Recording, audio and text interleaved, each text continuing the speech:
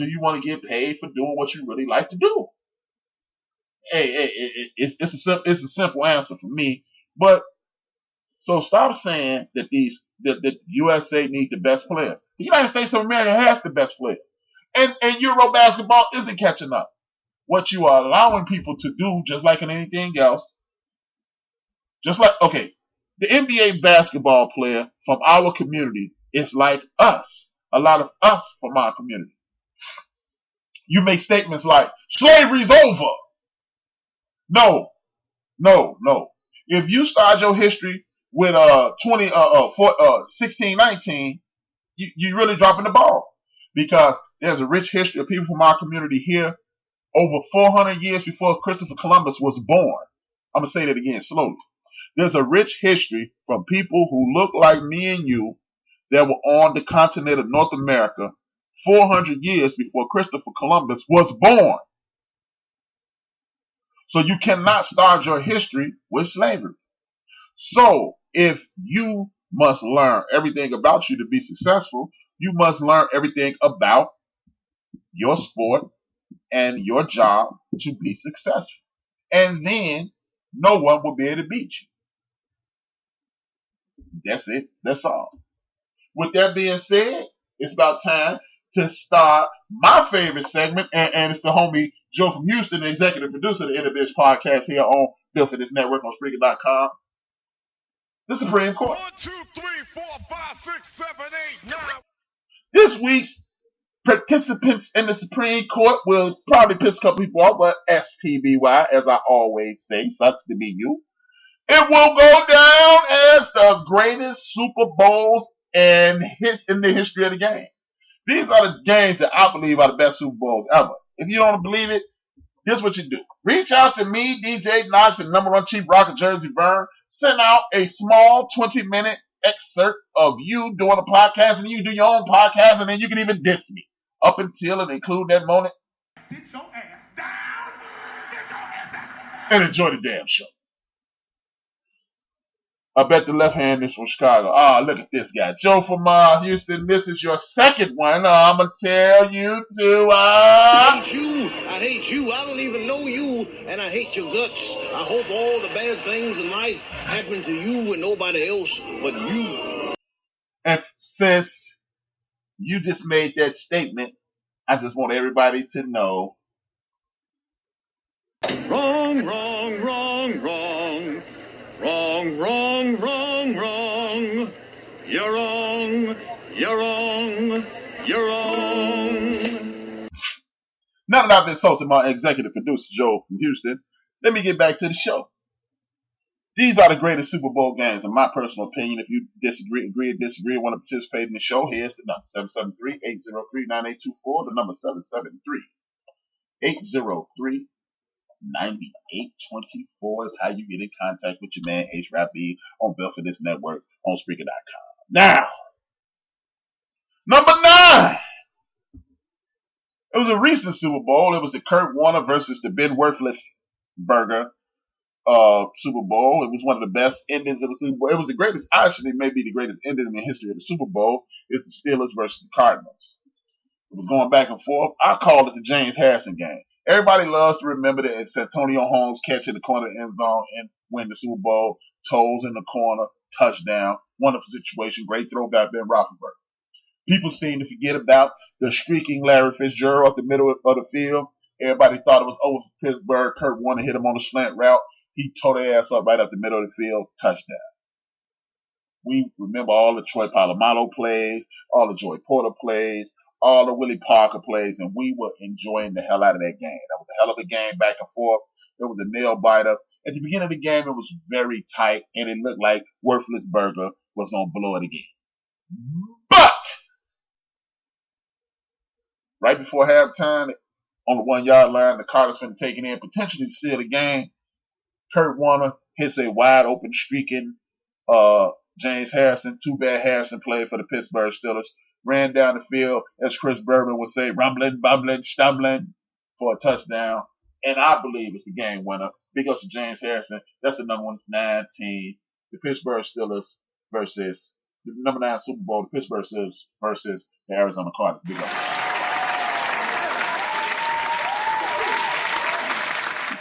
Number 8, league MVP, one of the greatest running backs ever, Terrell Davis with the Denver Broncos, or AKA the Denver Donkeys. I'm a Raider fan. I cannot give him too much credit, but I got to give him credit because I'm not doing this show as a Raider fan. I'm doing this show as the host of the End of the Best podcast. I am HRap B, not HRap Raider. But that would be a dope name, HRap Raider. Maybe I'm going to change my name. But this was also a great Super Bowl, partially because I really think Brett Favre is one of the most overrated football players in the history of the game. Challenge me if you like. He's overhyped, overrated. Miss me with that bullshit. But this Denver Broncos going for their first Super Bowl ever against the great Brett Favre. He is a great ball player, but he's just overrated a bit. He's not as overrated as Steve Young, but it's another conversation for another day. Maybe next week's list will be the most overrated players. Maybe. But Terrell Davis, league MVP, can't see, super migraine headaches, use him as a decoy. They score, get the ball back to Brett Favre with 2 minutes to go and 2 timeouts. Brett Favre fails to get a first down. If you're one of the all-time greats, you at least get a first down. I'm just saying. But Brett Favre chokes, kind of makes my day, gives me affirmation that he's a bit overrated. He's a great ball player, but he's not one of the greatest of all. He's not one of those top-tier, super-duper quarterbacks. Big ups to the Denver Donkeys, a.k.a. the Broncos, Shannon Sharp, John Elway. This one's for John, number 8.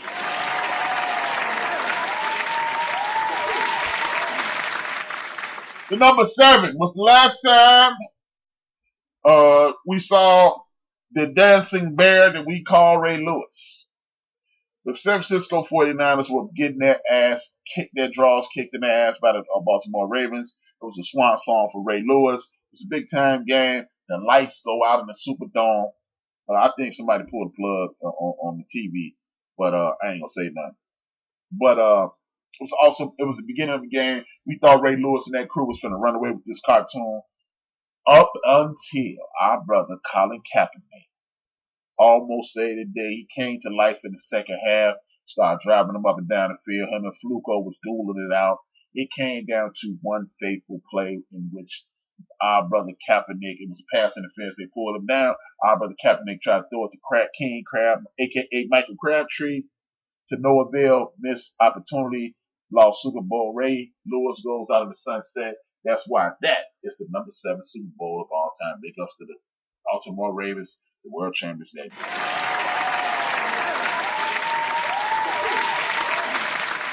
year. With that being said, ladies and gentlemen, haters and better friends, it's time for my favorite segment. It's my favorite sport, the greatest sport in the history of the world. Y'all already know what time it is. Come on. We will win. Because we will hit all game. We are motivated. We are dedicated. Come on now. Come on now. We will win. Because we are the best on the field.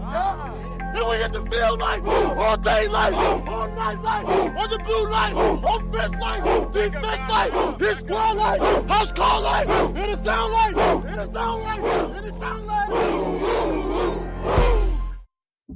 By the way, Joe from Houston just mentioned a lady. We don't bring her up on no sports shows, bro. You know what? Man? If you ever think it's okay to bring up that lady on a sports show that is hosted by HRap B, just so very many ways for me to say this to you. Never, not in a million years, absolutely not. No way, Jose, no chance, Lance, yet, negatory, nah, and of course my own personal favorite of all time, man falling off of a cliff. No!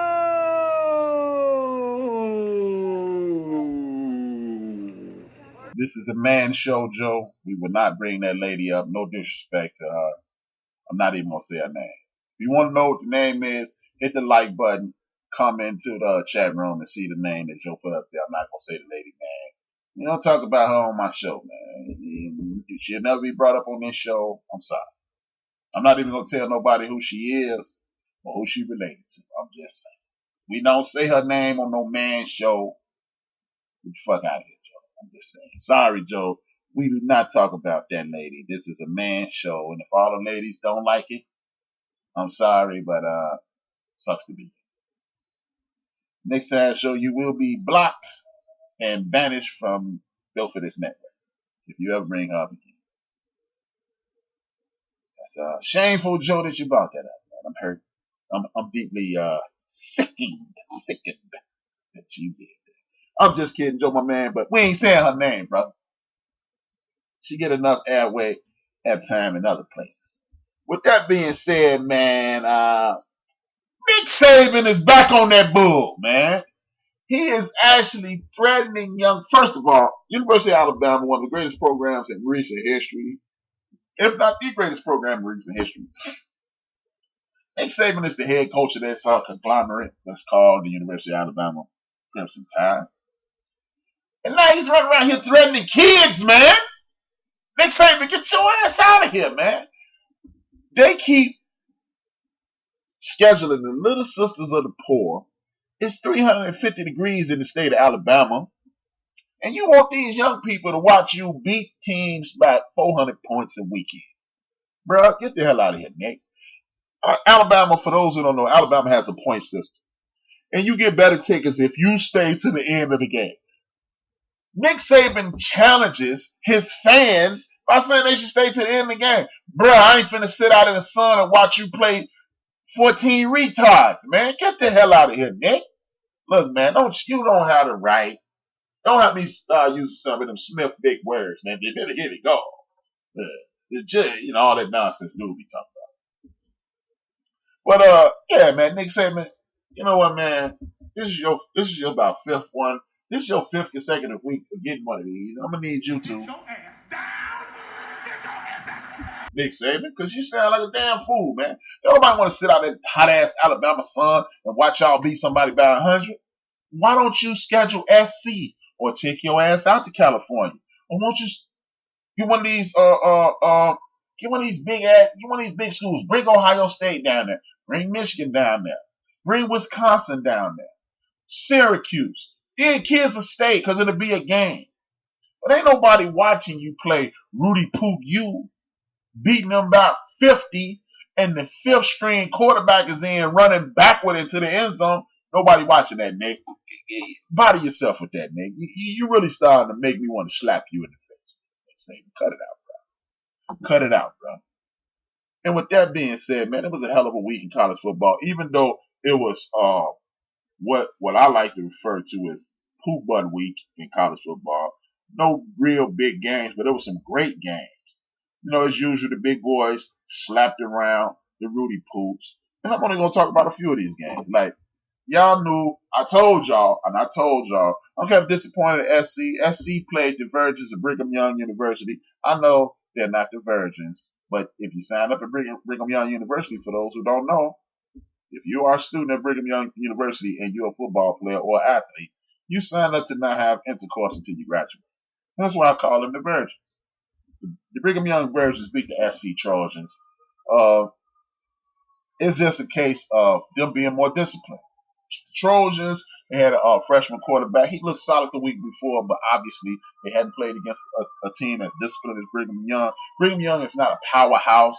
They are not going to dominate the set like most teams and have 5-star recruits, but they do have a solid coaching staff, and they put out solid players every year. Big ups to Brigham Young for beating one of the Power 5 conferences.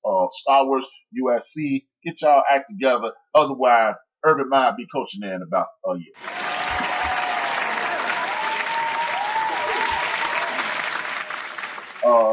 Florida State, look, Willie Taggart, I'm going to need you to Sit your ass down. Sit your ass down. With your wife and pack y'all shit, because you the hell up out of there, homie. Willie Taggart, for the third consecutive week, your team has run out of gas in the second half. That is poor coaching, Mr. Taggart. I'm sorry. Look, I hate Paul Feinbaum. I wish he'd get hit by a truck. Hey, fire me. You can't, because I am part owner of the network. I can say what the hell I want to say. Hey, put it on Instagram, put it on Twitter, put it wherever you want. I don't like Paul Feinbaum, and I hate when I'm forced to agree with this bozo. But Willie Taggart, this is a lack of coaching on your behalf. I need you to get your coaching staff in order. Otherwise, you know what, Willie? At the end of the year, you're going to get fired, bro. Sorry, man. I can't pick up you, man. I ain't going to tell that lie. Willie Taggart, you need to get some form of discipline with this team. But what I will tell people,